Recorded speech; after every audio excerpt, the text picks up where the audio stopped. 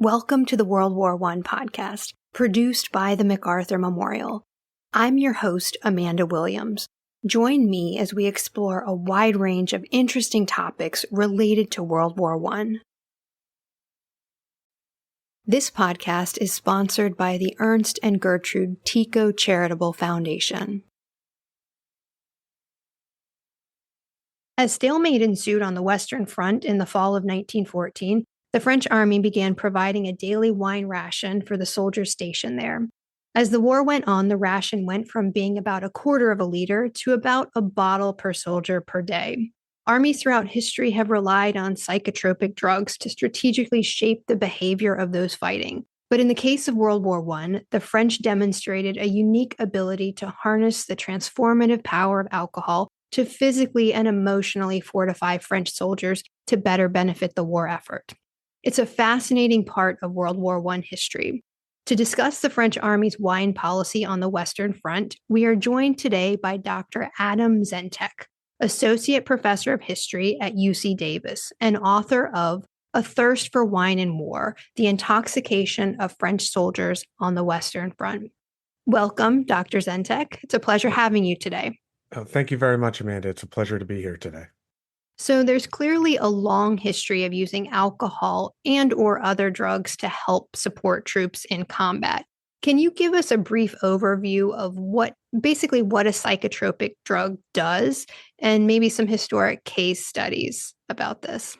Okay, sure. So the way that I use the term psychotropic is in reference to a substance or even a behavior that causes changes in perception, emotional regulation, and behaviors. So, for instance, meditation can have psychotropic effects. But what I do in the book is primarily look at alcohol as a psychotropic drug, which is, I think, a little bit strange because alcohol is so normalized in our day-to-day lives that we don't often think about it as a drug, but it is.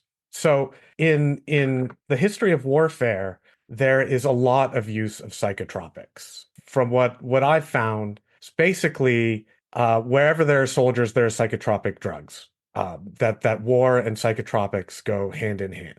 And the reason for this, I believe, is that the perceptual, emotional, and behavioral changes that come with consuming a psychotropic before, say, a battle signals to the mind and the body about this new dramatically liminal experience that is to come. That it's a kind of a bodily and psychological preparation for this extreme experience that has no analog in ordinary life. And insofar as the history of it, I found that Inca warriors, for instance, chewed coca. Berserkers in Siberia took muscimol containing mushrooms. And in European history, from the Greeks onward, soldiers drank before battle. So this is more or less a constant. And in the 20th century, the techniques for chemically modifying soldiers became increasingly sophisticated and targeted. So what we see in the Second World War, for instance, is a lot of use of stimulant drugs, amphetamines, both on behalf of the Allies and on behalf of the Axis powers. And in the 21st century, there is ongoing research try and find new kinds of drugs that would optimize the behaviors of soldiers on the battlefield. So you mentioned alcohol and Western armies. So was there a wine ration for French soldiers prior to World War I? So that's a great question. And it's a little bit hard to answer because the evidence here is somewhat fragmentary. Now, in the official ration schedule that was adopted by the French Army towards the beginning of the 1890s, there was a provision for either a quarter liter of wine or about an ounce and a half to 2 ounces of spirits, brandy, or eau de vie as it was called, to be given out in times of exceptional stress or on campaign, which to me suggests that there was not a peacetime wine ration, although soldiers were permitted to purchase wine while they were conscripts in army-run cooperatives, they were called, that served limited amounts of wine to soldiers in the French army in order to both kind of inculcate a sense of moderation and temperance in their alcohol consumption, because it was all kind of surveilled by the army, and because wine consumption generally was considered by the French at this time to be healthy. And that wine provided energy. It provided kind of a unique type of calorie that was burned up particularly quickly. That it directly acted on the muscles and the blood, and even on the electrical systems in the brain to kind of recharge neurons, as one of my doctors in the book says, to maintain the excitement necessary for battle. I think one of the favorite facts I learned in the book was that the temperance movement in France at the time was actually sponsored by the wine industry. Oh yes, the temperance movement in France is very strange when you compare it to that in the Anglo-American countries, which are primarily teetotaling in the sense that temperance in America and in Great Britain seek to eliminate alcohol consumption of all types. But in the French case, wine is considered to be a different type of drink. It's not considered to be an alcoholic drink. It's considered to be a boisson hygiénique, a hygienical or a health drink. So it's taxed according to a different schedule, and its consumption is actually encouraged by the French medical establishment and the French government in the sense that wine is considered again to be particularly invigorating, and it's the national drink as well, right? It's patriotic to drink it, and so the French temperance movement becomes kind of bifurcated in a way that it is not bifurcated in other countries in that it focuses specifically on the consumption of distilled alcohol, which is relatively new to France in the late 19th century, this industrially produced eau de vie. Mhm. And it is associated with criminality, violence, degeneration, radical working class politics, whereas wine is again associated with health and vigor, and a kind of deep sense of French identity. The distilled stuff is not considered French. It's considered to be this kind of industrial product of uncertain provenance that's particularly dangerous and poisonous. So in French, to be an alcoholic means to be somebody addicted to spirits. If you drink too much wine, you're a drunkard, not an alcoholic. Interesting. Is there a sense too that maybe distilled spirits are foreign? No, no, but I mean, beer is considered often, particularly during the war, beer is this German drink that weighs down the spirit, makes the body sluggish and the like. Okay. But there isn't necessarily a sense that it's foreign, as in coming from a foreign country, but rather a sense that it's foreign, as in it's new to France. Okay. Because the techniques of industrial scale distillation of alcohol only arise in the middle of the 19th century. Before then, all distilled alcohol in France is primarily wine based, so it's expensive. But by the end of the 19th century, France is more or less flooded with very cheap, powerful distilled alcohol, and Okay. again, it becomes associated with the burgeoning working class, particularly in the industrial North. Okay. So, what factors, and I think you've already touched on some of these, but what factors in late 1914 lead to the adoption of the wine ration for French troops that we're going to be mostly talking about today? Okay, well, in my my kind of approach, there are three things that dovetail at the end of 1914. So first come the interests of the wine industry. The wine industry, the darling of the Third Republic, sees most of its heaviest consumers conscripted into the army and then locked away at the front. And the wine harvest in 1914 is a bumper. It's the second largest in the period before the First World War. So there's an excess of wine, and the winemakers decide that they want to pressure the army to adopt a daily wine ration for every single soldier at the front. That this will kind of relieve the supply pressure that the winemakers have, and create a captive audience so they can make a decent amount of money off the war. So the winemakers spearhead the Wine for Soldiers public relations campaign, which uses newspapers primarily to pressure the army to adopt this ration. The second thing that happens is the necessity, or at least the perceived necessity on behalf of the French, for offensives, big offensives in the early winter of 1915. There's a kind of a sense of urgency to expel the invaders from the country, and a belief that if only enough elan and courage and confidence and aggression could be employed in late 1915, the war could be ended. But at the same time, morale is low because the trenches are abysmal. The weather is bad. People are sick. They're dealing with, for the first time, really, this static warfare in which traditional notions of masculinity are undermined. That courage becomes the ability to suffer under fire rather than the ability to attack. And the idea is that the wine ration will help raise morale amongst French soldiers and fortify them for this big test that is to come in early 1915. In the event, it doesn't seem to help them. And then finally, there are the biomedical advantages or perceived advantages of distributing a wine ration, that the French medical establishment comes behind the wine ration and supports it quite vigorously, with the idea being that wine has certain, again, special properties. Not only does it repair the body and fortify the mind, but it helps prevent illness, right? Bronchitis, asthma, alcoholism, kind of ironically. And so that there is a kind of, in the way that I see it, a biomedical experiment trying to optimize the French soldier's body through these chemical means. It's rather crude by our standards today, but I think that that's what's happening. So how does that policy evolve from, say, late 1914 to 1918? How do we go from a quarter of a liter per man to deciding they need more? So that's also a very good question.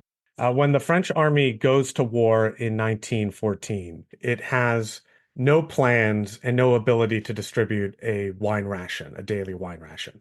There are donations from big wine producers, particularly in the South, but those wine producers bring the wine up to the front with their own equipment and distribute it for free.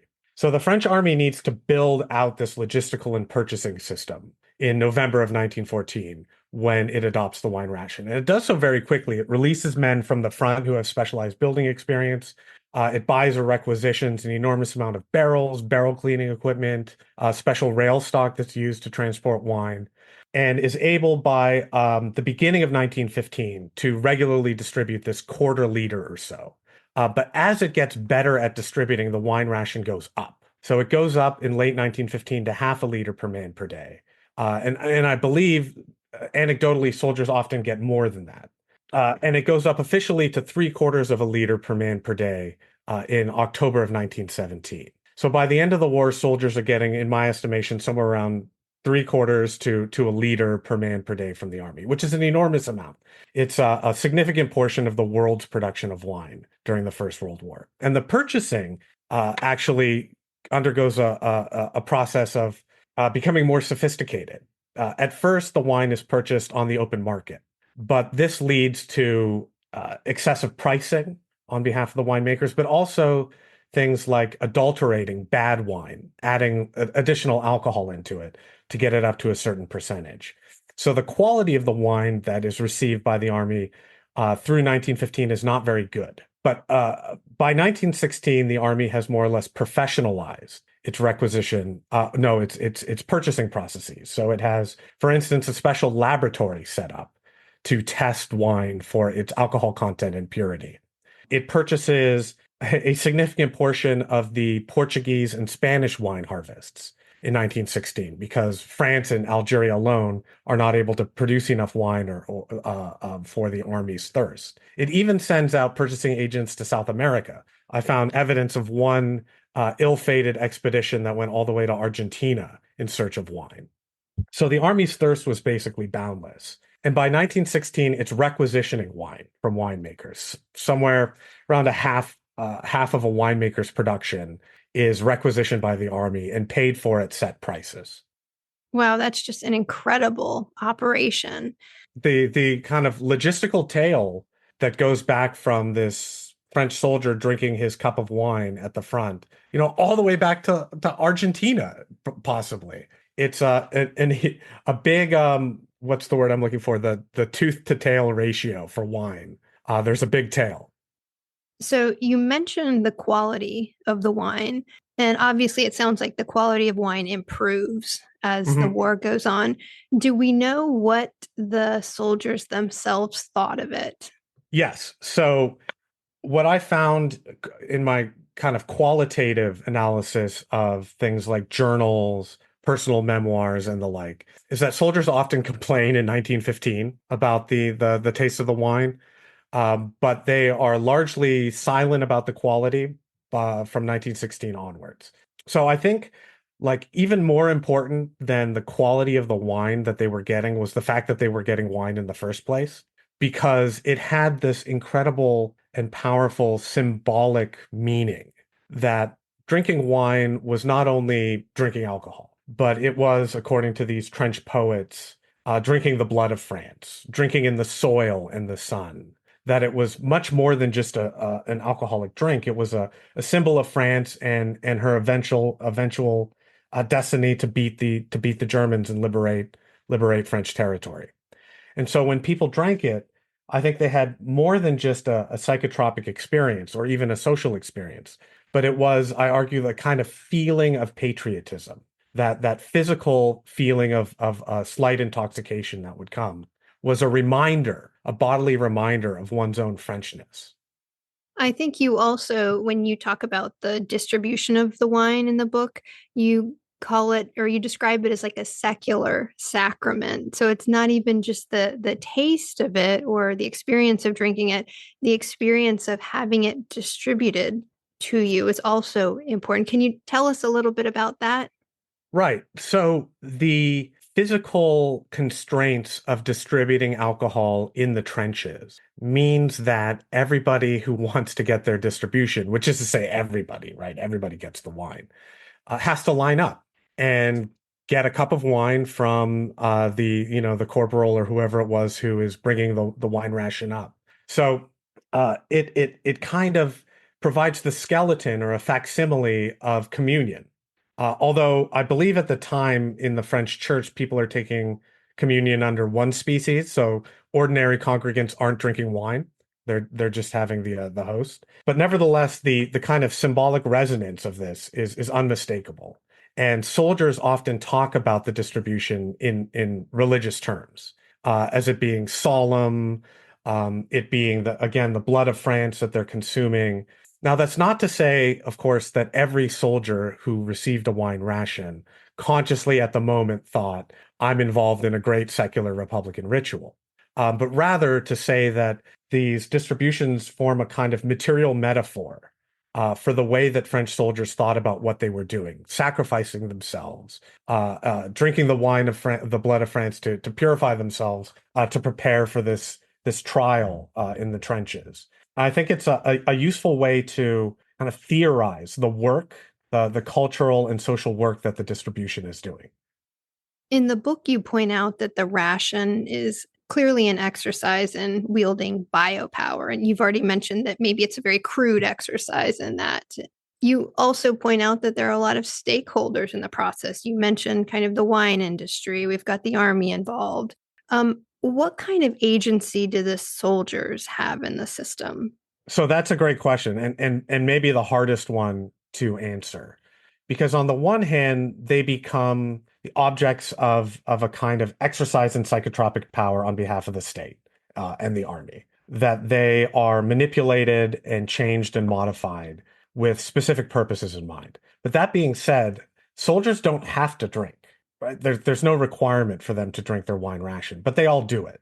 And what I believe, what I argue, is that this consumption of wine gives them a feeling of power over their own bodies and experiences. That the primary experience of being in a trench is one of helplessness and powerlessness. You are marched through the trenches on these schedules that you have no control over. You're shot at by people you can't see. Death comes anonymously from above in the form of artillery. And so the primary experience, again, is one of powerlessness and helplessness.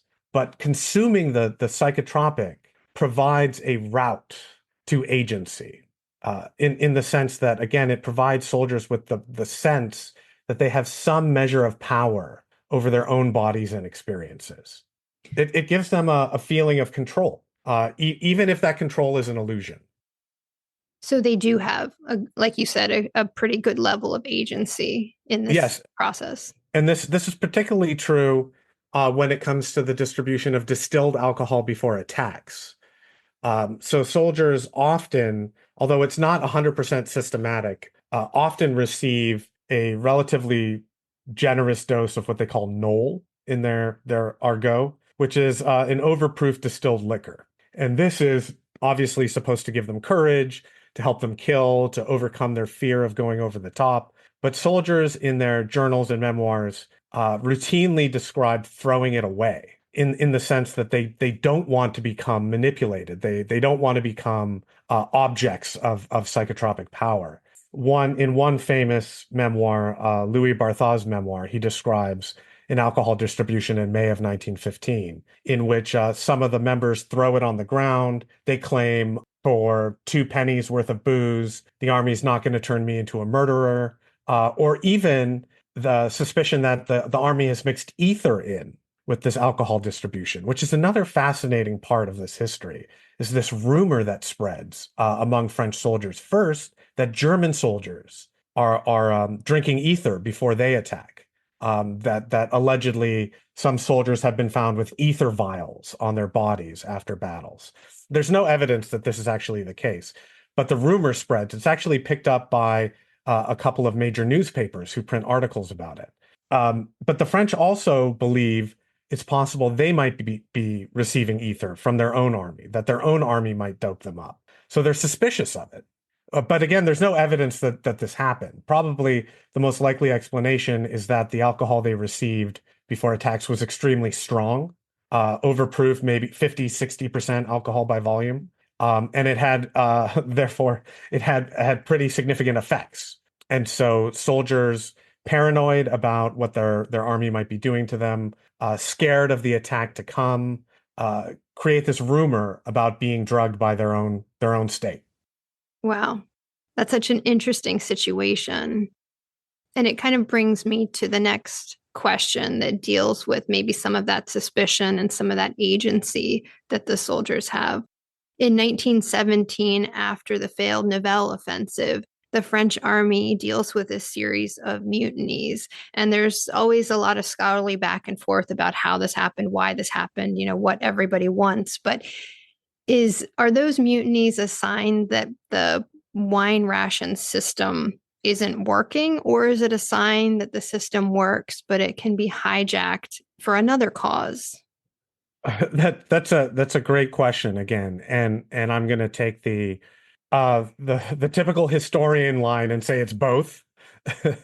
So what happens in the aftermath of this offensive, which is launched on April 16th of 1917, towards the offensive, the Nivelle offensive, is largely a disaster for the French army. This causes a complete plummeting of morale, particularly in this sector, the Aisne sector, in which the offensive is taking place. And soldiers throughout the French army gradually, beginning at the end of April of 1917, but increasingly frequently with peaks in early June of 1917, begin to refuse orders to go up to the trenches. So historians generally refer to these as the French army mutinies. They involve, I don't know, 15, 20,000 soldiers. Basically, every combat division in the Aisne sector is affected to one degree or another by these refusals to go up to the front. And historians, ever since the 1960s, when the first major work was published on these events, Pedroncini's The Mutinies of 1917, have debated whether or not this is like a strike, a set of mutinies, whether the question is about whether the French want to change the way the war is being fought, or whether they want to not fight at all. And the debate in the historiography is generally referred to as the consent versus constraint debate, that the consent people believe the mutinies are essentially a negotiation between the soldiers and their commanders about how far they're willing to go and what type of offensives they're willing to commit to. Whereas the coercion people believe that the mutinies really are an attempt to end the war.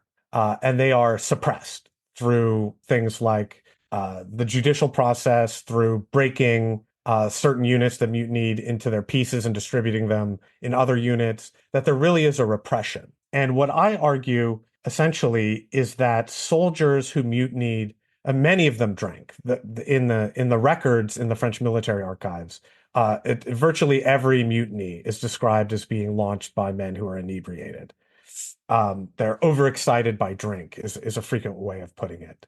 And my argument is that they essentially harness the power of alcohol to create primary groups and to entrain people together into the same emotional and social experience and actually turn it against the army. So it's largely a question of the army losing control of this system of conditioning that it developed, and soldiers themselves taking it and using it against the army. Now, that's not to say that alcohol consumption was the primary cause of the mutinies. Like any event, the mutinies were overdetermined. There was the collapse in morale, fear about continued offensives, anger that there was not enough leave going on. It was a particularly hard winter, so people were worried about their farms and their families at home. And then alcohol was thrown into this mix. But it was more than just an accelerant. It was more than just something that allowed for a release, right? I don't think that the way to describe it is as a pneumatic release, but that in my opinion, I lean more to the coercion side. That these soldiers really did want to end the war, and alcohol gave them the sense of mission and purpose and the sense of togetherness, right? This belief that they weren't in it on their own, but they were part of this greater movement against the war that was necessary to overcome the fear and tension that barred them from outright indiscipline. So we've been talking about the French. We know, though, that the Germans and the British armies have very well established drinking cultures. Do they have similar alcohol rations? And does the US Army have anything remotely like this? Okay, also great question. So I'll start with the German army, which probably, aside from the Americans, of course, drank the least out of the major belligerents on the Western Front. Now, some German units, the German army is organized along federal lines, so they don't have uniform ration schedules. Some units do have a schnapps ration on the books, and there's kind of scattered anecdotal evidence of drinking these rations early on in the war. But of course, the national drink of Germany is beer, and beer is heavy, it spoils, and it can freeze in the winter. So it is very difficult to bring beer up into the trenches as a ration because it's just heavy and sloshy and it goes bad. So the German army doesn't have a regular ration in the same way that the French army does of its national drink. Although soldiers repeatedly bring beer up on their own in bottles and drink it, it's not as though German ration carriers are going up with hundreds of bottles of beer. The British army is slightly different. It has a rum ration. The rum ration is an eighth of a gill, which I had no idea what that meant. I had to look it up. It's about 2.25 ounces. It's given out sporadically, usually in the morning. And the British Army considers this to be a medical intervention, that the rum ration has important hygienic properties, and its beneficial effects for morale are more or less secondary. Um, and in in British memoirs, in particular in one great memoir, personal narrative, Her Private Swie by Frederick Manning, the main character, Bourne, who is a total lush. He spends basically the entire novel looking for booze. Complains quite bitterly about how much alcohol the French get and how the British have to scrounge for it. So, although there is a drinking culture in the British and French armies, particularly when the British and German armies, excuse me, particularly when they rotate out from the trenches into the areas in the rear, where there's little to do other than drink. They don't have the same type of regular distributions of alcohol that the French army does, and drinking plays less of a role in the day-to-day lives in the trenches. For the American army, there is a pretty strong temperance angle that American soldiers are told to avoid drinking wine, avoid, in particular, going to bars, because that is where they might get venereal disease. So in the American army, alcohol consumption, wine consumption, venereal disease are all tied up together into this basically the same problem. So when American soldiers arrive, they get like a little pamphlet that warns them against the dangers of drinking and women in France.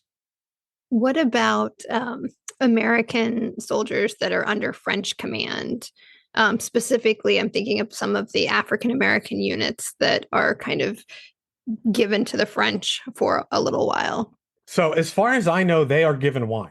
And in fact, something quite interesting about the French army, black soldiers from the colonies, from the old colonies, are given the wine ration, whereas primarily Arab soldiers from North Africa, from Algeria, for the most part, are given a tea ration instead.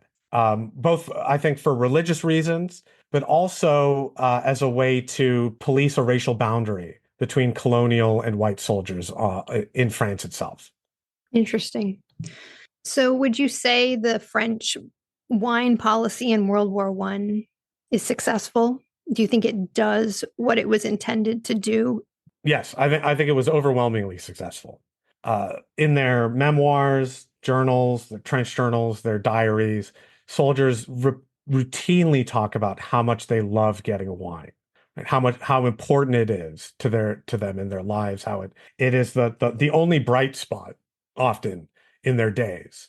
And so I think it worked extremely well.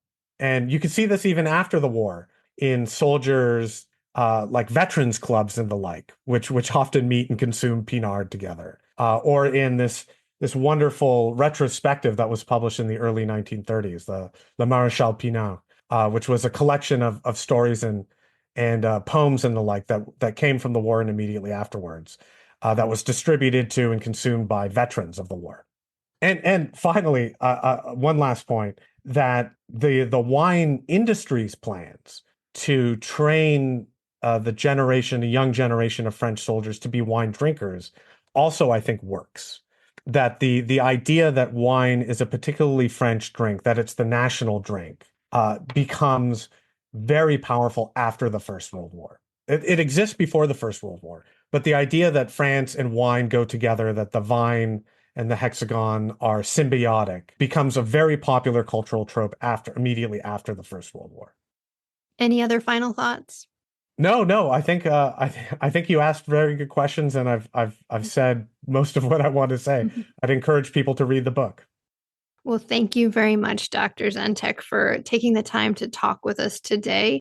And the book is A Thirst for Wine and War: The Intoxication of French Soldiers on the Western Front. Well, thank you very much, Amanda. It was a pleasure to be here.